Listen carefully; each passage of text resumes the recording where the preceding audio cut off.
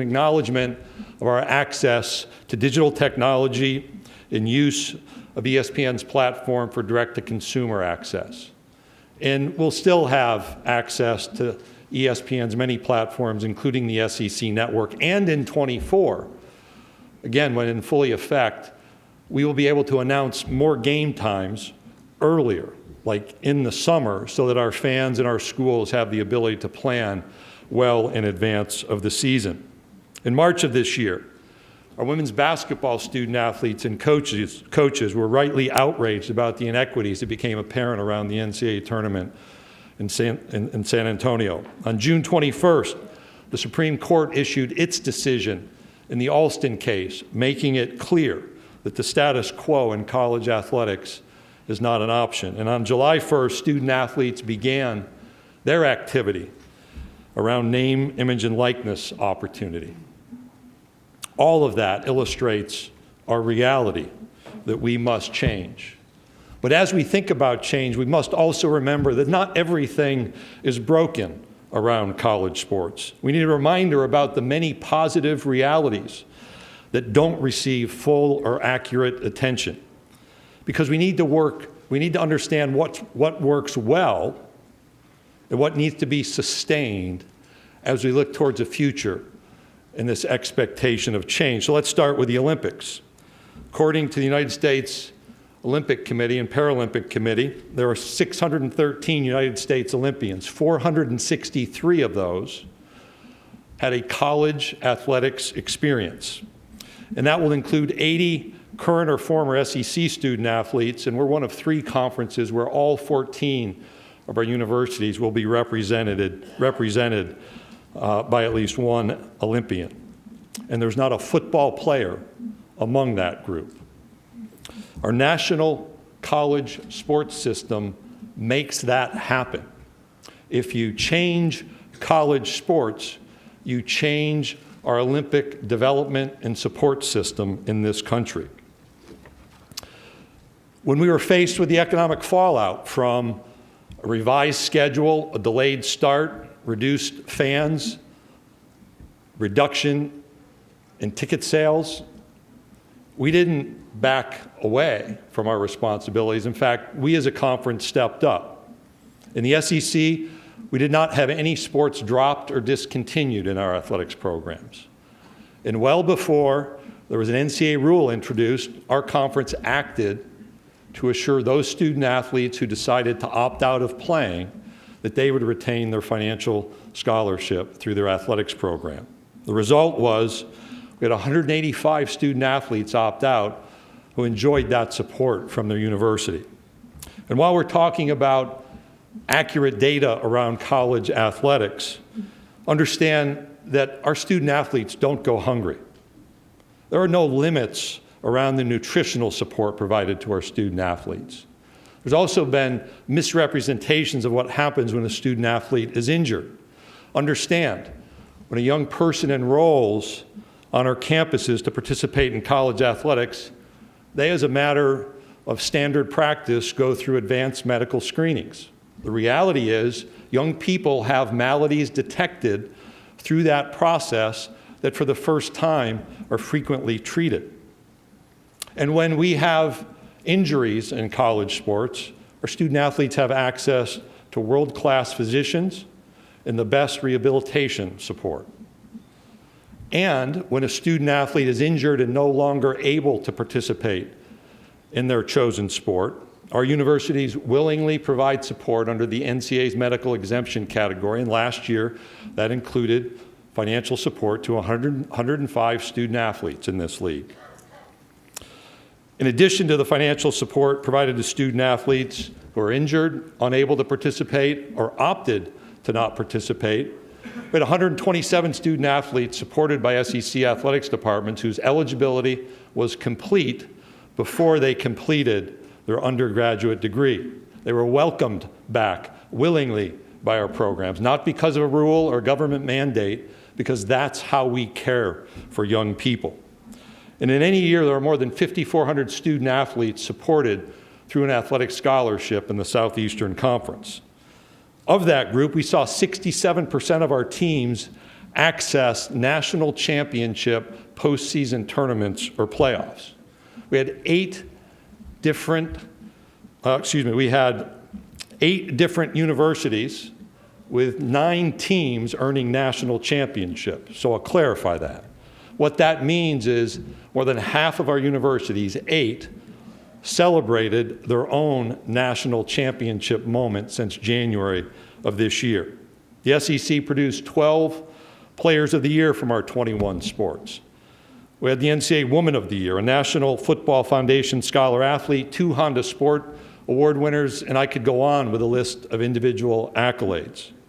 And this happened because we tried when it was difficult. And it happens because of the world-class support provided to offer incredible athletic and educational experiences in the Southeastern Conference.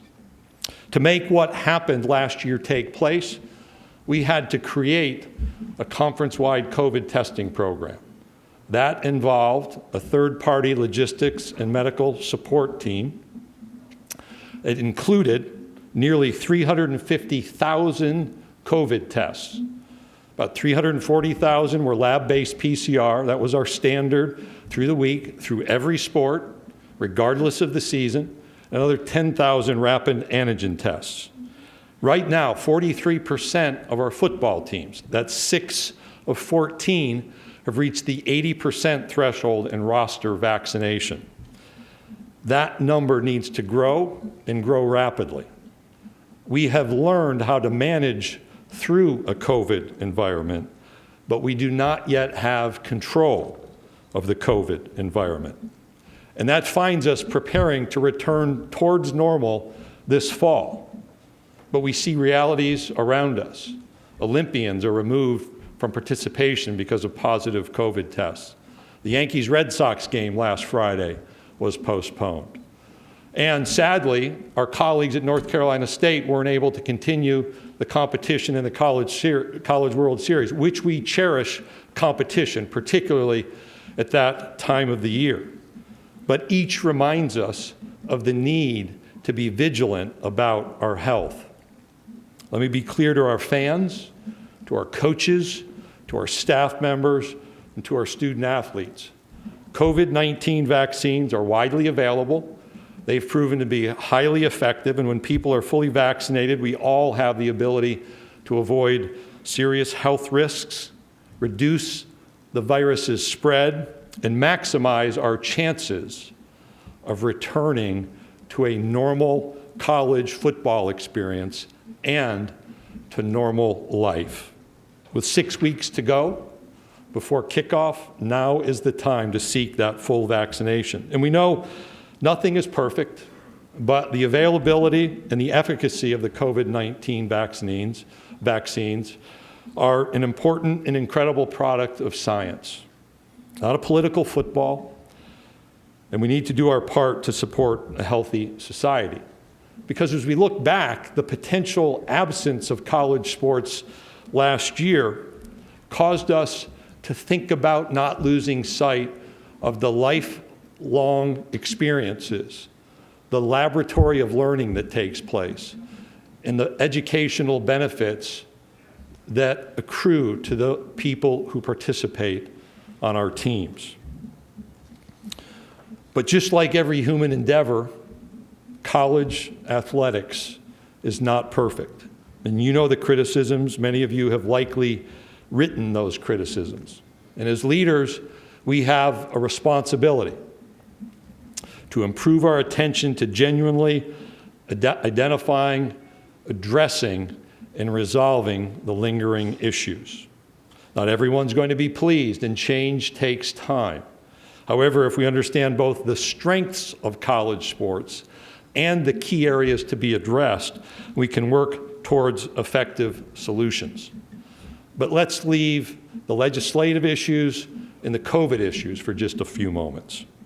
We now have William Tate leading LSU as the SEC's first African-American president or chancellor. We have African-American athletics directors. We have head coaches in men's basketball and in women's basketball from underrepresented groups. Yet after hiring 8 new head football coaches in the past 2 years in the SEC, we have no underrepresented group leading one of our football programs. We have no head coaches from underrepresented groups. It's a reality that has changed before, and it must change again. So in early June, our presidents and chancellors approved a new initiative to establish an expectation for athletics department hiring processes around key leadership roles, athletics directors, senior one administrators, and head coaches. And while employment decisions are made not by the conference office, but by our campuses and their athletics departments, this change will bring a collaborative expectation where when these openings appear, we'll be in communication, sharing information about potentially viable candidates from historically underrepresented groups.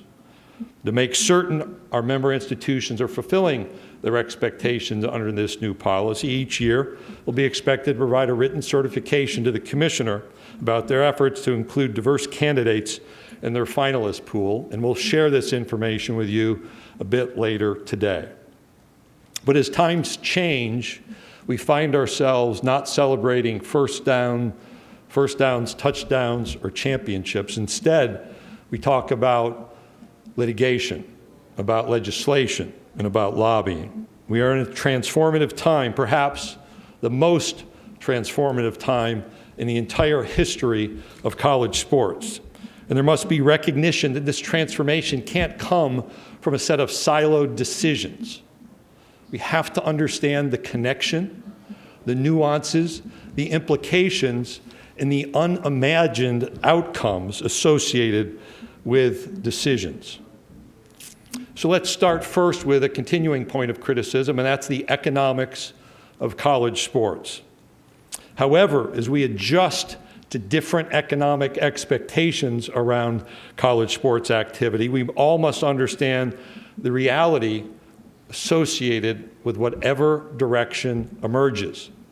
As I talked about a moment ago, will there be a college-based Olympic development and support system? Will opportunities be reduced as our colleges and universities slim down their sports offerings? What's to be done with existing contractual, financial, and facility commitments? If a new economic model is to be imposed or created, how do we continue to maintain a focus on improving educational outcomes, maintaining widespread interest, and supporting broad-based programs? And how do we adjust college sports within the boundaries of antitrust law? Earlier, I mentioned a small piece of medical support for our student athletes and made that specific to how we function. But a few years ago, the Autonomy 5 conferences adopted an expectation, a requirement, that 2 years after a student athlete's participation, our universities provide medical support through financial support for those student athletes 2 years after they departed. Is that the right healthcare expectation for college athletics? If not, how should it change? Is it length of time? Is it substance of support? And even as more young people graduate from our programs, how do we meaningfully foster career transition? We have programs at the conference office to help facilitate that. How do we expand that? How do our campuses perhaps become more intentional and have more flexibility at facilitating that career transition? What attention is owed to transfers who seek a greener pasture but instead lose their scholarship opportunity?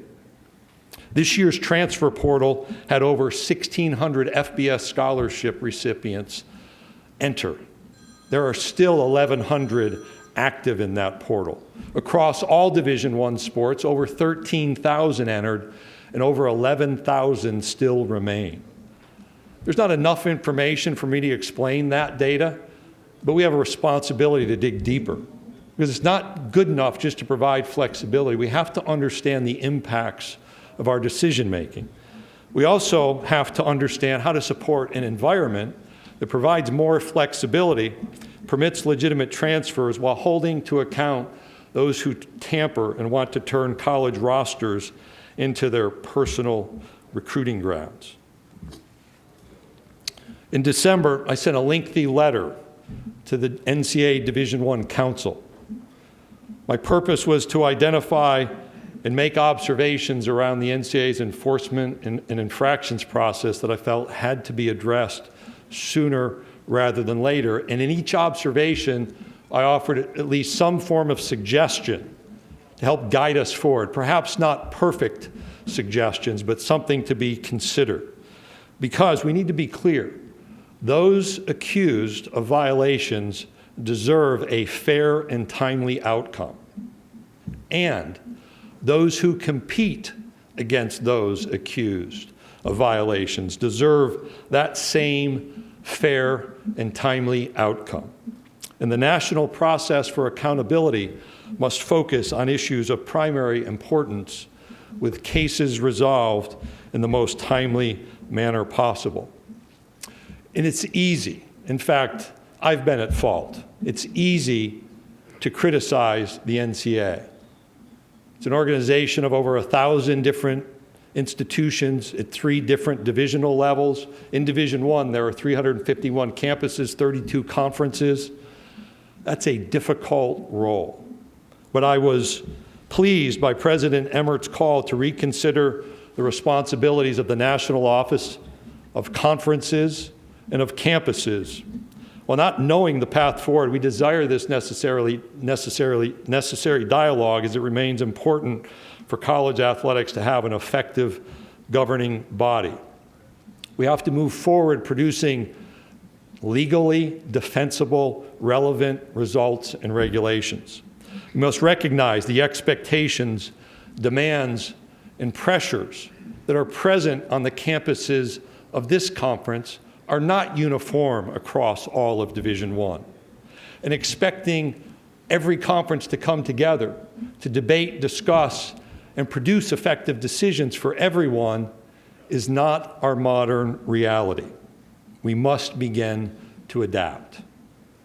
And as we witness real-time adaptation to the new name, image, and likeness environment, our athletics programs are already properly supporting student athletes within the boundaries and expectations of state laws or of executive order. It's a complex task that's made challenging because everyone is operating according to different state laws. But the NCAA's temporary rules governing name, image, and likeness were a necessary reality.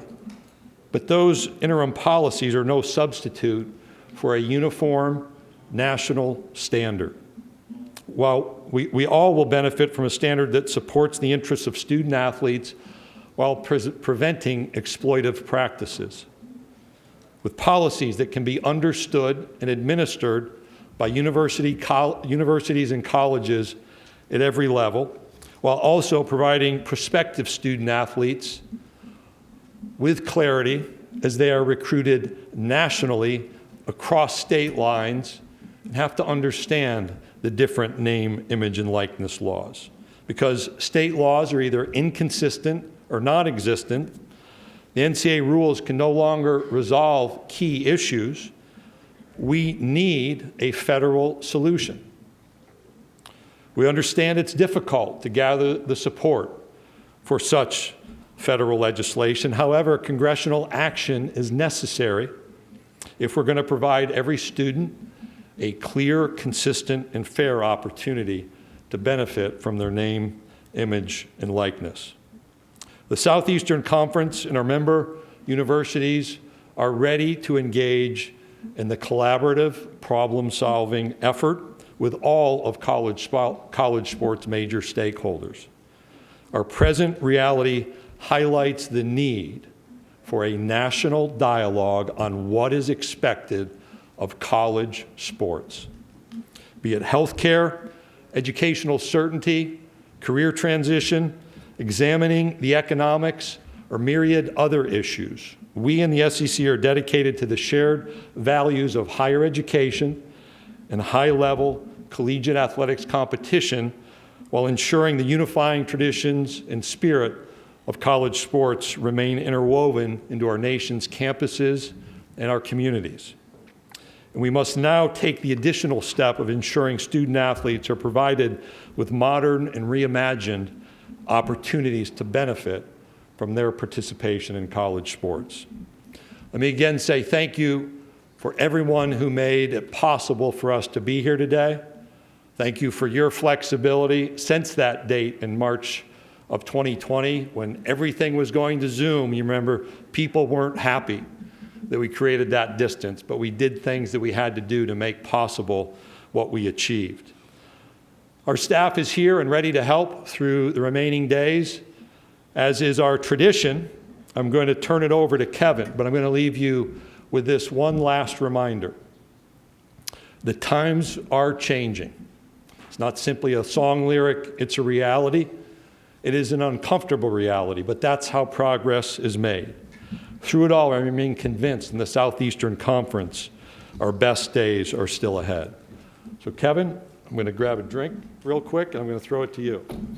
Thank you, Commissioner. If you have a question, please raise your hand. We have Savannah, Riley, and AJ will bring a microphone to you. Again, if you'll please stand, give your name and affiliation when the microphone gets to you. So we're going to start right over here on my left, about 3/4 of the way back. Please stand and give your name and affiliation. Seth Emerson with The Athletic. Greg, last year with the postponements and moving around games, especially football, is that something that will not happen this year? Will you simply go, if a team cannot play, will they have a no contest or a forfeit? So let's just indicate like the realities we deal with. You hope not to have disruption, but hope is not a plan, as the great cliche. We still have roster minimums that exist, just like last year. What I've identified for consideration among our membership is we remove those roster minimums, and you're expected to play as scheduled. That means your team needs to be healthy to compete. And if not, that game won't be rescheduled. And thus, to dispose of the game, the forfeit word comes up at this point. That's not a policy, and what you see are the bookends now for decision making. We've not built in the kind of time we did last year, particularly at the end of the season, to accommodate disruption. And unless we're going to do that, our teams are going to have to be fully prepared to play their season as scheduled, which is why embedded in my remarks is the vaccination motivation. Okay, we'll go right here in the same section along the aisle. Good morning, Commissioner. Jacques Doucet, WAFB-TV in Baton Rouge. It's viewed that some SEC schools have a competitive and recruiting advantage over others because there is no uniform drug policy. Would the SEC benefit from a uniform drug policy? We've talked about that issue for years, and I'll give you credit because I don't think I've had that question like 3 or 4 years. So there's a set of things that usually happen in Destin. That's one of them. As Ross Dellinger knows, the alcohol question was always there, so that was his task. Which is not linked to your question, by the way, so I want to draw the distinction between the legal and the illegal. We've not gone back into that conversation. Our member universities have felt it appropriate to allow each campus to make its own decisions around drug policy. Our universities have policies that extend even beyond their athletics program, so it's not been a point of conversation. We'll go down here to our left, second row, Ron. Yeah, Ron Higgins, TigerRagMagazine.com. With all the changes in college athletics, with the NIL and players transfer rule and whatever, are college commissioners closer than, say, 5 years ago, until, especially the Power Five conferences into splitting off into their own little country, so to speak? I don't know where, well, I guess it was commissioner 5 years ago. It's been a long time. You tried to give me a day off, and then you throw that one at me on social media. No, that's not the focus. I went through a list of observations that aren't just NCAA related, they are college athletics related. That's actually us. And some ideas, in fact, ideas that I've had, actually don't resolve issues. They just linger. And so are we closer? Not in my imagination. I do think we all have to be mindful of the reality in front of us. And as I noted, when President Emmert spoke about the need for change and reimagining the national office role, the conference role, and the campus role, that doesn't speak to your question, but it does speak to we're going to have to administer this differently. That's likely the next process. Yet, Ron, I think people are going to be asking that question of me. I think within our programs, people will ask that question of me. I think nationally, people will ask that question of me. But it doesn't predict that kind of outcome at this point. We'll stay in the same section, about 4 rows back, right in front of me. John Talty, AL.com. Greg, you said we need a federal solution. I guess what, if anything, gives you the confidence that Congress can actually deliver a solution to these issues? All I can do is keep asking and making the case for why it's necessary. And I've learned over the last 2 years I should have paid much more attention in high school civics, because I'm learning much. You know, the Schoolhouse Rock, I'm just a Bill video was like my expertise, and it's magnified. There is no assurance. I hope, and I've testified once, I've had conversations, to provide some education and perspective about what that national standard would mean. We've also, and I've said here, are willing to discuss other aspects that may be on congressional leaders' minds. I don't know that we can resolve every one of them through federal legislation, nor given the level of care we provide, do I think every element needs to be regulated. I do think every element needs to be understood.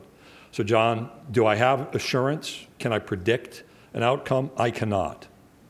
And if that's where we are, we're going to be dealing with this tension. We're going to learn a lot. Obviously, we have in the last, 3 weeks. We'll learn a lot in the next 3 months. And we'll see how that guides us if, in fact, there is no federal legislation. But think about some elements that I mentioned. Start with a prospective student athlete who's recruited by our universities. That's going to be somebody recruited nationally. How do they and their family understand what name, image, and likeness policies are going to apply upon their collegiate enrollment? States are all different, or they don't have anything, and they've just been given permission, so some level of institutional policy provides. When you examine state legislation, there's not a high level of oversight. And I just read on Twitter some really high number of businesses that are now in this space. Yeah, there are businesses that are well-intentioned that will support young people, but outside our league, at different levels, I've heard of young people walking into compliance offices with contracts that say, pay so-and-so $5,000, they'll create your brand and your website, or $10,000 or $15,000. That's not this one-sided flow of money that everyone expects. So how do we oversee this properly? And if the outcome of the Alston case is we have to be less restrictive in Ncaa rules, then we're back in this conversation about Congress. And that's the difficulty of being a conference commissioner, an athletics director, or compliance coordinator right now. And I will give you a point of praise, because you asked a question that was actually really important last July at this time. End of Paul's show, and congratulations to Paul on a contract extension being announced. You asked, why are we trying to play college football? And you provided me lack of sleep that night, because that's the kind of question that should have been asked, and actually worked with a lot of people to try to answer why we needed some clarity. And hopefully people are convinced we did it well, we did it right, and it was an appropriate step. And I'm not blaming it on you, John, but I just give you credit for raising an issue that cost me some sleep to try to figure out a path forward a year ago. Commissioner, go to the left, third row. Hey, Greg. Jared Joseph of Fox 44 in Baton Rouge. You talked about COVID and the need for vaccination, but as cases continue to rise in different parts of the country, are you coordinating with other schools? For example, with LSU season opener against UCLA and the county reinstating a mask mandate, what are the conversations like as far as attendance and roster management goes? A couple aspects. One, there still is communication among the conferences, particularly the 5 conferences and our medical leaders. That began last May, was incredibly beneficial, and will continue now. Our campuses who are traveling to those non-conference games are going to be in communication with the host and the host community to understand what policies will apply. Chicago, for example, had a no vaccination, out-of-state travel limitation on the states of Missouri and Arkansas announced last week. What we'll see, I expect, is municipalities and public health officials, perhaps at the state level, continuing to adjust, which brings me back to the mantra of last year, which is we're going to prepare to play the season as scheduled. And I'm convinced we'll move forward to the Labor Day weekend start, unlike last year. But we will have to adapt to the circumstances of COVID-19, of the virus. That's where I talk about we know how to manage through, but we don't have control of the COVID environment. We'll go to the far back left side of the room. Pardon me for not getting up, Commissioner. That's okay. We've got a strong enough relationship to understand each other. I don't have to stand and salute. I appreciate that. No one's done that yet, by the way. They should. Given President Emmert's comments and about many responsibilities falling more and more on the conferences at the conference level, will that include enforcement? What is the current status of NCAA enforcement? And given nobody seems to know exactly what the rules are until they're hashed out, is there still even a working enforcement staff? Oh, absolutely. In the midst of trying to make observations to move the process forward, Cecil, I've communicated in meetings and in settings, I think highly of John Duncan, the NCAA's president of enforcement. That's an incredibly difficult role. And the enforcement staff has a difficult role. So let's just take a step back. Let's understand, in 2018, the Commission on College Basketball introduced a new process, an independent review process. That process hasn't reduced outcomes from arrests made by the FBI in September of 2017. And some of those acts of alleged wrongdoing occurred back in 2016. So we're now 5 years removed without outcomes. We need outcomes, particularly from those high-profile matters. The enforcement staff, the Committee on Infractions, are still active because we have had matters resolved. I think there was one announced last week, didn't involve this conference. But we need to readjust our expectations. And if you look over time, there have been a set of individual working groups that have introduced change. So the Commission on College Basketball most recently, the Enforcement Working Group 10 years ago, there was a Duff report, there was a Lee Commission. How do those all connect? And the rhetoric around what we need is more aggressive penalties, I would argue doesn't work. What would work more effectively might be reduced penalties, but specific time expectations to implement those penalties while slimming down the focus to that which is of primary concern for the support of college athletics. I'll give an illustration. A college coach walks into a high school and has a conversation with a high school junior. We've had universities spend 6 figures defending coaches in that. We've had potential head coach suspensions for an interaction. If we want to foster a college-going culture through college athletics, why wouldn't we allow those conversations to take place in football? They can take place in different ways in basketball. Stop spending time, the opportunity cost associated with that enforcement, and focus on the primary issues.